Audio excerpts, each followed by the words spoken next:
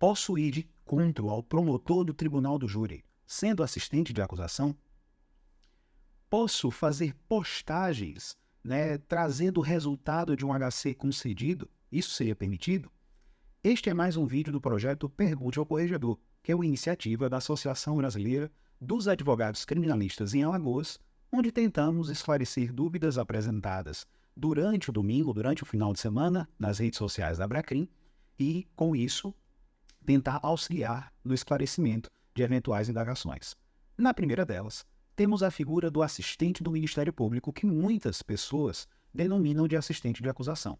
Nesse caso, um esclarecimento muito pertinente, muito importante, precisa ser feito. Nas ações penais de iniciativa pública, apenas na fase do processo, ou seja, depois do recebimento da denúncia, na forma do artigo 268 do Código de Processo Penal, é que pode figurar como assistente do Ministério Público, que é uma parte secundária, contingente, o ofendido ou seu representante legal, o cônjuge, companheiro, ascendente, descendente ou irmão da vítima. É imprescindível, pois, deixar muito claro, porque essa é uma confusão recorrente, que não se deve confundir a figura do assistente, que regra geral é a vítima, com o advogado, que é aquele que a representa. Assim como o réu e seu advogado não são a mesma pessoa, salvo, claro, quando o réu é advogado e ele está eventualmente atuando em causa própria, assistente e advogado também não são. Quanto ao que assistente ele pode fazer, o artigo 271 do CPP, ele estabelece, e aqui nós estamos numa divergência jurisprudencial e doutrinária, mas na posição majoritária, de que, de forma taxativa, o rol dos poderes que são cabíveis ao assistente. Por isso, por exemplo, o assistente ele poderia interpor apenas alguns recursos, e ainda assim, condicionando-se ao fato de que não tenha o próprio MP, que é o titular da pretensão acusatória, recorrido. A atuação do assistente, então, ela é supletiva. O assistente, ele auxilia o Ministério Público na acusação e, por óbvio, também fiscaliza a sua atuação. Ele pode, inclusive, propor meios de provas, desde que ouvido o MP sobre tais pedidos, e participar na produção da audiência de instrução da prova testemunial.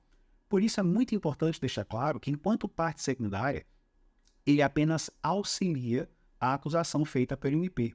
Ele não pode agir como se fosse o titular da pretensão acusatória, como se fosse o titular da pretensão deduzida em juízo, e, portanto, ele não deve se opor ao seu real titular, até porque o acessório segue a sorte do principal. Apesar de existirem divergências, prevalece na doutrina a posição de que o titular da pretensão acusatória, se ele não sustentar a acusação contida na pronúncia lá na sessão do júri, o assistente não poderia fazê-lo em seu lugar, já que a atuação do assistente é respaldada na inércia do parquê. Nesse caso, se em plenário do tribunal do júri o promotor vinha pedir a absolvição do réu, o assistente não poderia falar pedindo a condenação. Advirta-se, isso é um tema extremamente controverso na doutrina e na jurisprudência. E é muito importante dizer, inclusive, que a quinta turma do STJ tem um precedente, e aí a gente pode observar do ARESP 1940726, de que se o MP pedir a absolvição do réu enquanto titular da pretensão acusatória, como regra, não caberia ao juiz condená-lo, sob pena de violação do princípio acusatório, sob pena de violação da separação entre as funções de acusar e julgar, mas, claro, há posições em contrário no próprio STJ. Por fim, quanto à segunda pergunta, nós já tratamos sobre ela, sobre esse tema, em um vídeo anterior.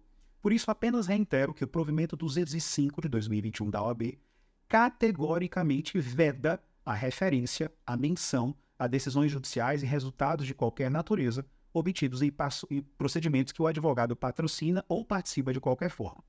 Nesse caso, sendo que foi indagado, nós agradecemos a confiança e nos colocamos à disposição para dirimir mais dúvidas.